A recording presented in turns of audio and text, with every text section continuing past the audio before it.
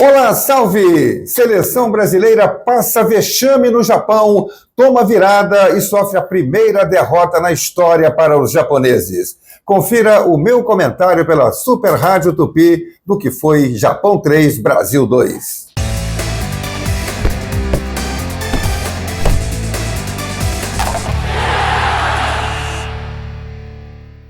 Você na cara do gol. Decepção. Ancelotti conheceu que é uma derrota. Ele vem aí. Garotinho José Carlos Araújo, meus amigos, minhas amigas da Super Rádio Tupi, em todas as plataformas digitais acompanhando a nossa transmissão nesta noite ou nesta manhã no Brasil, noite no Japão, manhã no Brasil, de decepção profunda.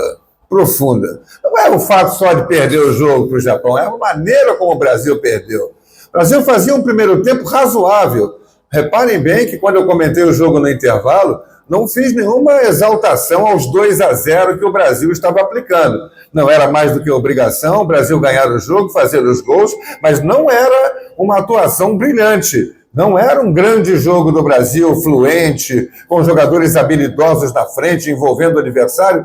Por acaso, o Brasil teve duas jogadas, uma do Bruno Guimarães, que vem se destacando como o melhor jogador de meio-campo do Brasil nas últimas partidas, fazendo um passe precioso para o gol do Paulo Henrique, conclusão maravilhosa do lateral do Vasco, metendo 3 dedos na bola, tirando do goleiro, e depois uma outra jogada muito semelhante, mas só que por cima do Paquetá, fazendo um lançamento para o Martinelli. Não foi um lançamento, foi um passe pelo alto, Martinelli recebeu na cara do gol, do goleiro, bateu cruzado, fez 2-0. Mas cadê a criatividade? Cadê o jogo coletivo da seleção brasileira? Não aconteceu. Muito ao contrário do primeiro amistoso contra a Coreia, quando o time do Brasil foi sim envolvente. Os 4 homens de frente, mais os 2 volantes, trocavam de posição o tempo inteiro, jogavam coletivamente. O time do Brasil mandou no jogo contra a Coreia do Sul. Contra o Japão, foram 2 gols.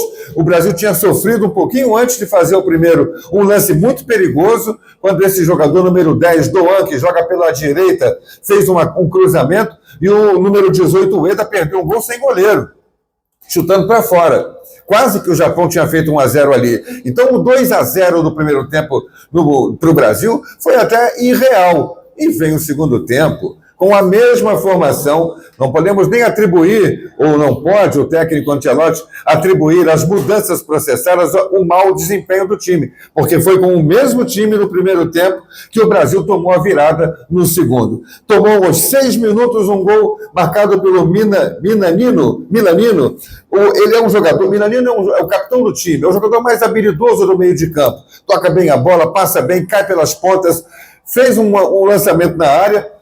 E o Fabrício Bruno cometeu um daqueles erros imperdoáveis. O Brasil tentou sair jogando, ele dominou a bola, foi tocar do lado, deu no pé do Milanino, logo do melhor jogador da seleção do Japão. E ele meteu uma bomba, fez 2-1. O Japão cresceu no jogo, foi para dentro do Brasil. E a seleção brasileira ficou tonta, sem saber como sair do jogo. E aí o técnico começou a fazer as mexidas. No que ele colocou em campo os primeiros jogadores, que foram o Matheus Cunha no lugar do Vinícius Júnior, o Rodrigo no lugar do Martinelli, e depois tirando também o Bruno Guimarães para colocar o Joelinton, que a seleção desandou. E aí o Japão tomou conta.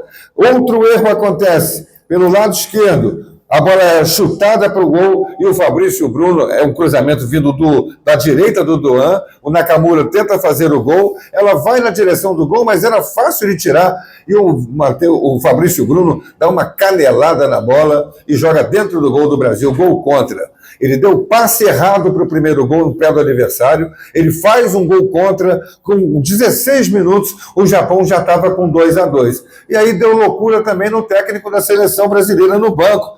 Custou a mexer, mexeu errado. O Carlos Augusto já tinha que ter saído no intervalo, ele só foi botar o Caio Henrique com 34 minutos. Depois ele tirou o Luiz Henrique para colocar o Estevão com uma formação em que os dois podiam até ter jogado juntos, um em cada ponta, para tornar o time mais aberto, mais ofensivo. Então até o técnico da seleção desesperou, começou a fazer mudanças ao Deus dará, E a seleção do Japão foi crescendo no jogo, ganhou confiança.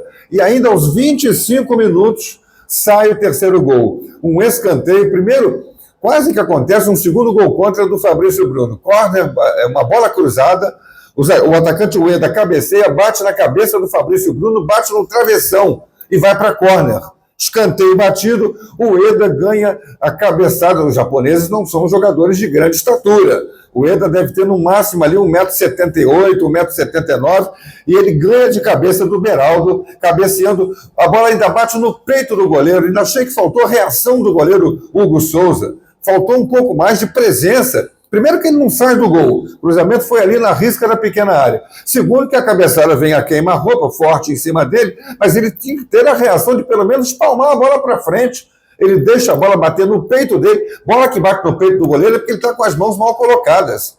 Ele tinha que estar com a mão na frente, podia no mínimo espalmar essa bola. Bate no peito dele e entra. Então, vejam que é uma série de erros. O Fabrício Bruno e o Hugo Souza sentiram o peso de jogar pela seleção brasileira. Sentiram.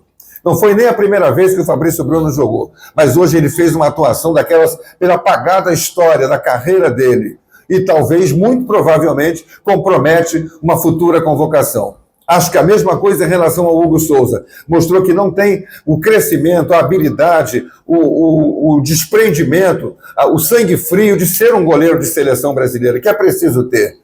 E tomou esse terceiro gol em que ele também falhou. Falhas coletivas, desespero, desarrumação do time, ninguém se entendeu mais e a seleção tentou na base do desespero um empate que acabou não acontecendo. Fica a mancha. O Brasil já tinha perdido com o Ancelotti, perdeu, mas na Bolívia, na altitude, tem todo esse desconto para colocar. Mas hoje não tem desconto. Errou feio na escalação ao trocar o time inteiro. Ele disse que ia manter a equipe treinando para a Copa do Mundo. E, no entanto, trocou todo mundo de uma vez só. Trocou 8 jogadores. A seleção foi um arremedo em campo. Jogadores de boa qualidade, como Luiz Henrique e Paquetá, não jogaram bem. E ficou restando apenas uma sombra do que foi aquele amistoso contra a Coreia do Sul. O Brasil não se recuperou e perde pela primeira vez na história para a seleção do Japão.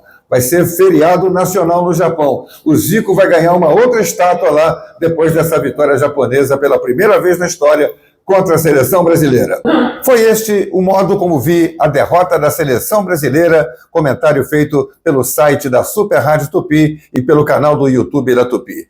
Inscreva-se aqui no nosso canal, deixe o seu like, o seu comentário, ative o sininho das notificações para você ficar na cara do gol. Até a próxima!